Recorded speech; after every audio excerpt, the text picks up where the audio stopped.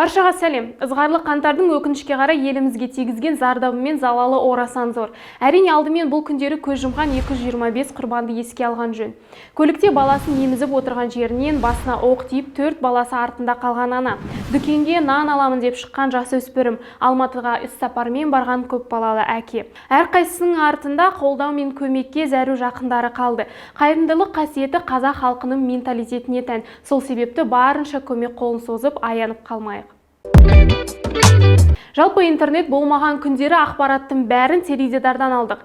Байқағанымша Хабар 24 пен Атамекен арналары шынымен де күні-түні үздіксіз жұмыс жасап, халықты барынша соңғы жаңалықтармен қамтуға тырысты.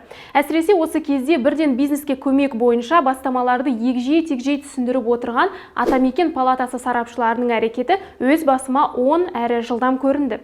Ал енді мүліктік залалдың есебін сөз етсек. Алматы әкімдігінің мәліметінше 2022 жылғы 14 қаңтардағы жағдай бойынша жалпы келтірілген залал сомасы 128 миллиард теңгеден асады. Оның ішінде бизнестің шығындары 86 миллиард теңге, әкімшілік ғимараттардың шығыны 22,6 миллиард теңгеге жетті.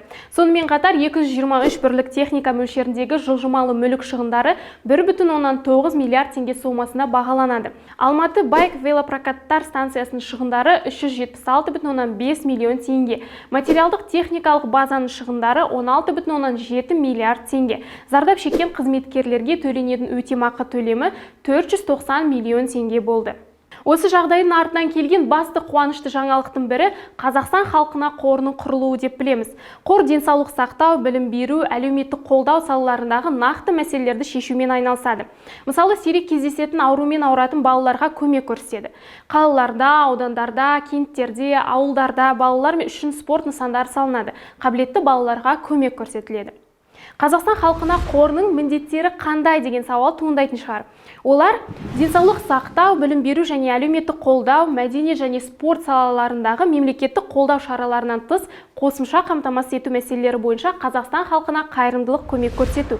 Төтенше жағдайлар кезінде және төтенше жағдай режимі енгізілгенде зардап шеккен халыққа көмек көрсету.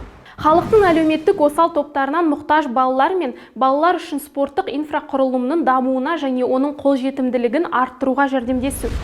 Қазақстанның аумақтық тұтастығы мен қауіпсіздігін қорғау кезінде қаза тапқан құқық қорғау органдары, арнайы орган қызметкерлерінің, әскери қызметшілерінің отбасыларын қолдау. Қор ақшасы қайда жұмсалады? Қор қызметі әлеуметтік мәдени қызметтің түрлі бағытын, денсаулық сақтау, білім беру, спорт, мәдениет, әлеуметтік инфрақұрылым, тәртіпсіздік салдарын қалпына келтіру және қаза тапқан әскери қызметшілердің отбасын қолдауды қамтиды. Қордың басшысы болып 15 қаңтарда Болат Жәмішев тағайындалды. Бұл ретте назарларыңызға видео үзінді ұсынғым келеді. Министр финансов вот такой должен быть. Вот надо лучше, по-моему, Жамишеву поставить. Ни с кем разговаривать не будет. Мы оптимизировали на 1,5 триллиона тенге за 2 года. Может, он не нравится кое-кому, мне тоже иногда не нравится. Но то, что он прямой, как оглобля, это точно. И в интересах государства. Бережет.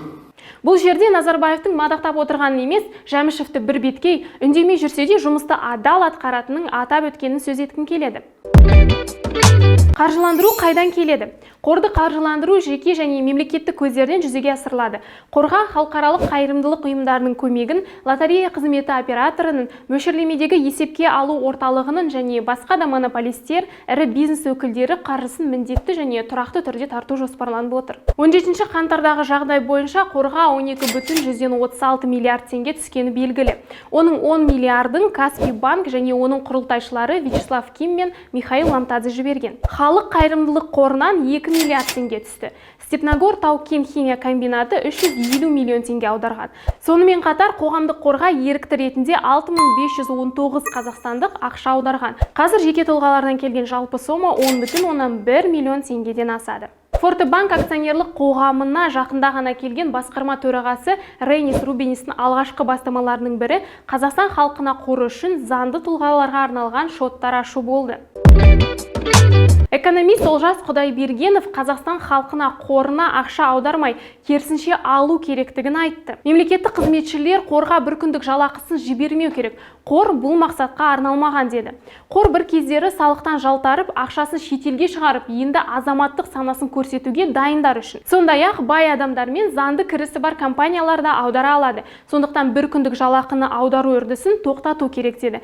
Бұны қор мүшелері Аружан Сайын мен Ирина Смирнова да қолдады. Бір күндік жалақы демекші бүгінде елорда әкімшілігі, Ақмола облысының мемлекеттік қызметкерлері, төтенше жағдай министрлігінің қызметкерлері, қарулы күштердің әскерилері, президент әкімшілігінің қызметкерлері қорға ақша жіберіп үлгерген. Мұғалімдерге, дәрігерлерге жібергізбей тұрғанда бұны тоқтату керек. Орынсыз болар әрине, бірақ тойда беташарда 55 миллион салған бай көкелеріміз осындайда қайда екен? Әрине әркім өзі шешуге құқылы, дегенмен бұндай қомақты қаражатты елді қалпына келтіруге жұмсауға болатын шығар. Сонымен қатар 2022 жылғы 11 қаңтарда зардап шеккен бизнеске көмек көрсету үшін күшіміз бірлікте арнайы қор ашылды. Қоғамдық ұйымның басты мақсаты зардап шеккен бизнеске көмек беруде кәсіпкерлер мен барлық қамқор азамат күшін біріктіру. Қор төрағасының айтуынша мүдделі тұлғаларға ыңғайлы болу үшін info-kazakhstan.kz сайты құрылды. Онда жақын күндері осы жылдың 4-7 қаңтарында тәртіпсіздік барысында зардап шеккен субъектілер үшін электрондық кезек іске қосылады. Айтпақшы, дәл қазіргі уақытта шағын бизнеске жасай алатын ең кішігірім көмегіміз қазақстандық өнімді тұтыну. Барынша отандық тауарды, әсіресе алматылықтардың тауарын таңдап қолдау білдірейік. Міне, төтенше жағдай кезінде түскен залал мөлшері мен құрылған қордың міндеті осындай. Ал сіздер бұл жайында не ойлайсыз? Сіздің не жақын таныстарыңыздың бизнесіне келген шығындар қалай орнына келтіріліп жатыр? Төтенше жағдайдан кейін өзіңіз үшін не түсіндіңіз? Ойыңызбен бөлісе отырыңыз. Ең бастысы бірлігімізден айырылмайық. Арнаға жазылып қолдау білдіруді де ұмытпаңыздар. Келесі кездескенше.